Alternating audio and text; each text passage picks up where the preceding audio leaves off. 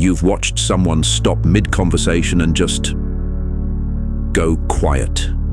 No defense, no explanation, no performance of hurt feelings, and some part of you read that as cold, as distant, as a person who has shut something off inside themselves. It's not that, it's the opposite of that.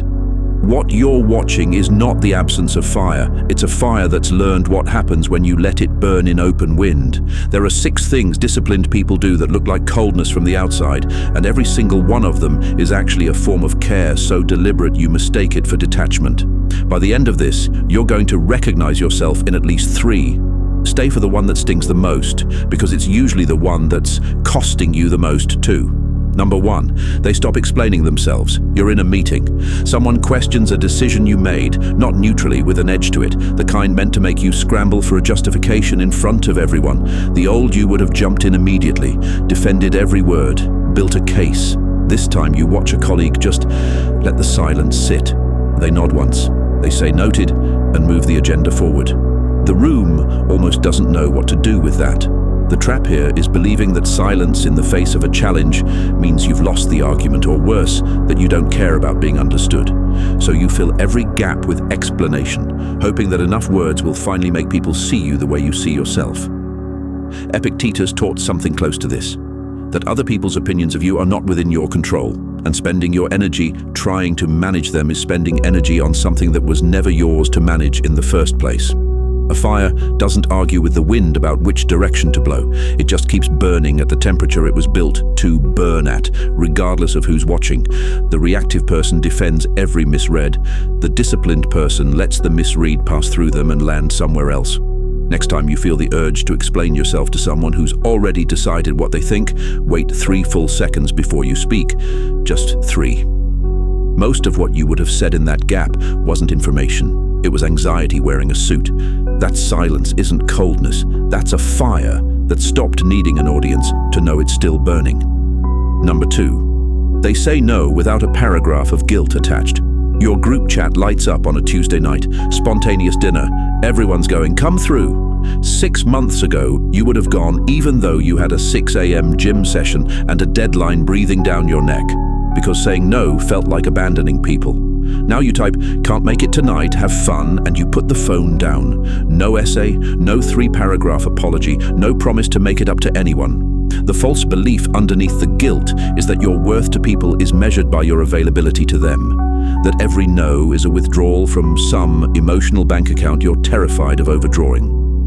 Marcus Aurelius wrote to himself, repeatedly, about the difference between what is yours to give and what is being demanded of you by other people's expectations, and how much of a life gets wasted trying to satisfy demands that were never fair to begin with. You don't apologize to a fire for not spreading to every room in the house. It burns where it's fed, and it lets the rest go dark on purpose. The reactive person over-explains a boundary until it stops sounding like a boundary. The disciplined person states it once and lets it stand. Next time you decline something, cut your response down to 1 sentence. No justification, no compensation offer, just the no. Watch how uncomfortable that feels, and do it anyway. If this is you right now, the person drafting a 3-paragraph apology text for something you don't even want to do, type guilty below. You're not alone in it, but you are ready to stop. Number 3, they let relationships end without a public reckoning. There's a friendship that's been running on fumes for over a year. Every hangout leaves you drained instead of full. You know it, they probably know it too. The old script says you owe them a conversation, a closure, a moment where everyone cries and understands and parts on good terms like the finale of a show. Instead, you just stop reaching out, the texts get shorter, eventually they stop coming at all. No confrontation, no dramatic goodbye. The trap is believing that ending something quietly means you handled it badly. That real maturity requires a big emotional summit where both people walk away healed. Sometimes that's true. Often it's just another way of needing the other person's permission to let go. Seneca wrote about how much of our suffering comes not from the ending of things, but from our refusal to accept that some things were only ever meant to last for a season, and how much peace is available the moment you stop fighting that fact. A fire doesn't hold a ceremony for the log it's finished burning through. It just moves its heat toward what still has fuel left to give. The reactive person keeps the relationship on life support to avoid feeling like the villain. The disciplined person lets it end and carries no story about who was right. Pick one relationship right now that you've been keeping alive out of guilt rather than desire. Don't confront it, don't explain it, just stop initiating for 30 days and observe what that reveals. Number 4, they downplay their wins in front of you. Someone gets the promotion. You find out almost by accident, a passing mention in conversation 3 days later, not a post, not an announcement, not even really excitement in their voice. You'd expect champagne. You get a shrug and a change of subject. It reads as arrogance at first, or worse, like they don't even care about their own life. The trap is assuming that quiet means indifference. Actually, the opposite is happening. They're protecting the win from becoming about anyone else's reaction to it. Epictetus separated the things within our control from the things outside it, and he placed other people's admiration firmly outside it, worth noticing but never worth chasing. Because the moment you start performing your wins for an audience, the audience owns them instead of you. You don't see most of what a well-built fire is doing. The heat radiating from a fireplace does its real work in the dark corners of the room you're not looking at. The reactive person needs the win witnessed to make it feel real. The disciplined person already knows it's real and doesn't need a second opinion. Next time something good happens to you, wait 24 hours before telling anyone. Sit with it privately first. Notice how much of your instinct to share immediately was actually about needing it confirmed by someone else. Number 5, they walk away from arguments they could win. Thanksgiving table. Someone brings up something political, pointed, clearly aimed to get a rise. You have the perfect response loaded. You could dismantle their entire argument in front of everyone and you know it. Instead, you say, I don't think this is the conversation to have right now, and you ask someone to pass the potatoes. People will call that weak. It's the hardest thing at that table. The trap is believing that winning an argument is the same as being right, and that walking away from a fight you could win is somehow a loss. Marcus Aurelius reminded himself constantly that being provoked into anger by someone else's behavior means you've let them dictate the state of your own mind, and that the real victory is staying governed by yourself regardless of what's thrown at you. A controlled fire doesn't leap toward every gust of wind that tries to bait it into spreading. It stays contained, and containment is what keeps it burning long after the wildfire has consumed everything and gone dark. The reactive person needs the last word. The disciplined person needs their peace more than they need to be right in front of an audience. Next time you feel the pull to win a pointless argument, ask yourself one question before you speak.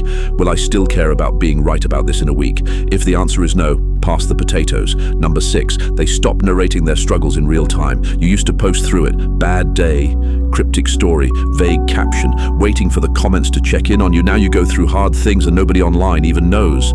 Not because you're hiding pain, but because you stop needing an audience to help you carry it. The false belief is that processing pain privately means suppressing it, that healthy people talk it out loud and in public, and that silence about your struggles is silence about your feelings. Seneca wrote extensively to friends about the discipline of examining your own mind honestly, in solitude, before ever needing to perform that examination for someone else's benefit, because self-knowledge done for an audience quietly turns into self-image management instead. Smoke is not the fire. It's just what people see from a distance, while the actual burning happens somewhere they can't reach. The reactive person needs the struggle witnessed to feel like it counts. The disciplined person processes it fully, then decides deliberately what's worth sharing and what was only ever theirs. The next hard thing that happens to you, give yourself 48 hours of total privacy with it before you tell anyone, post anything, or ask for advice. Let it be fully yours first. You are not watching 6 unrelated habits. You're watching one person who stopped needing explanations to feel understood, stopped needing guilt to prove they cared, stopped needing ceremony to let things go, stopped needing witnesses to trust their own wins, stopped needing to be right in front of a crowd, and stopped needing an audience to process their own pain. Every one of those is the same fire, banked low, burning controlled, refusing to waste its heat performing warmth it doesn't feel just to be read correctly by people who were never going to understand the fire anyway. This was never about becoming cold. It was about becoming someone who no longer confuses being loud with being alive. You don't build a fire to impress the room. You build it to survive the winter. If even one of these 6 hit close to home, tell me which one in the comments. And if you're ready to stop mistaking your own quiet for weakness, subscribe, because the next video goes even deeper into what real discipline actually costs you.